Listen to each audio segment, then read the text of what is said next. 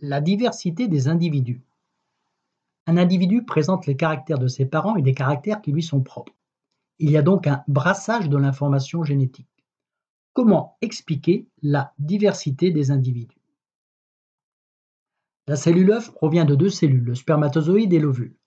Quels sont les phénomènes qui interviennent au niveau des cellules reproductrices pour que le nombre de chromosomes soit de 46 dans la cellule œuf?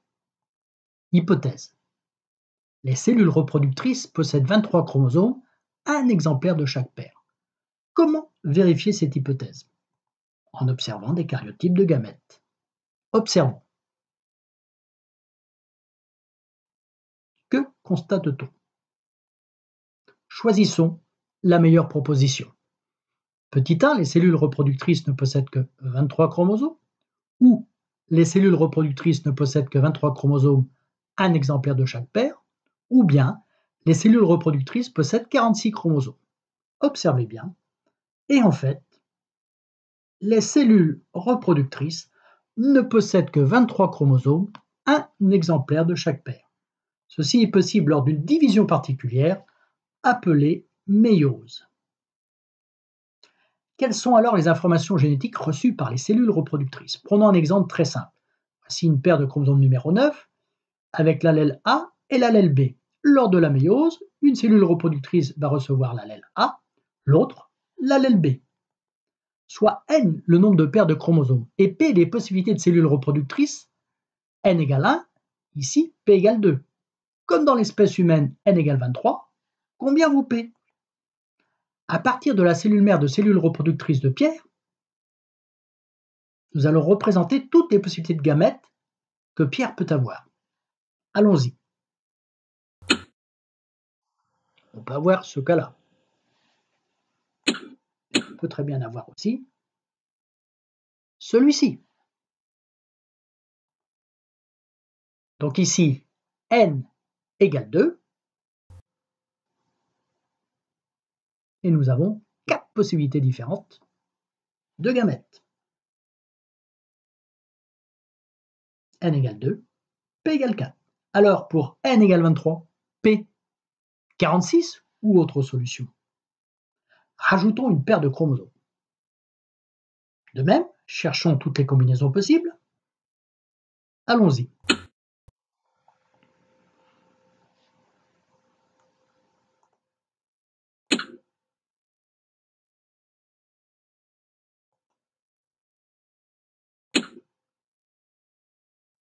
Est-ce tout? Eh bien non. Nous avons encore 7 possibilités. Récapitulons. Ici, nous avons N égale 3, P égale 8. Donc, N égale 1, P égale 2, N égale 2, P égale 4, N égale 3, P égale 8. En fait, N égale 23, P égale 2 puissance 23. Cette formule n'est valable que si chaque chromosome ne possédait qu'un seul allèle. En fait, au cours de sa formation, chaque cellule reproductrice reçoit au hasard un chromosome de chaque paire, soit 23 chromosomes. Les cellules reproductrices produites par un individu sont donc génétiquement différentes. Et les informations génétiques reçues par la cellule œuf?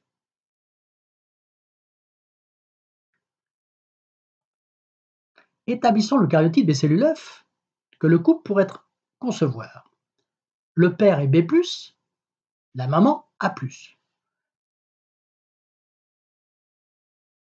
Prenons un exemple. Par exemple celui-ci, formation d'une cellule œuf avec les informations génétiques suivantes, papa B RH-, maman O RH+. Ici, nous obtenons une cellule œuf qui produira un groupe sanguin B+.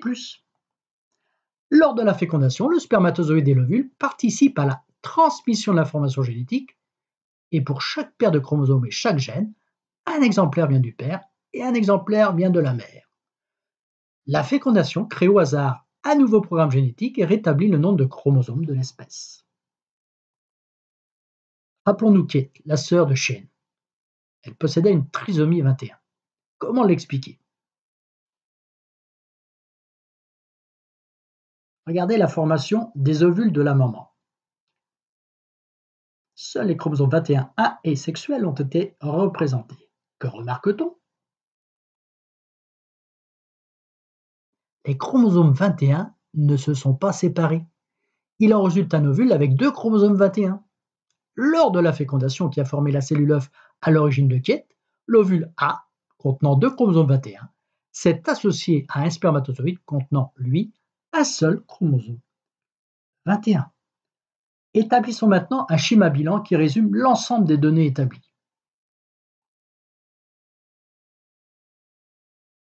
Ici, vous avez un premier brassage de l'information génétique, un deuxième lors de la formation de cellules œufs, et à partir de la cellule œuf, par mitose, pas de brassage, l'information génétique de la cellule œuf est transmise intégralement.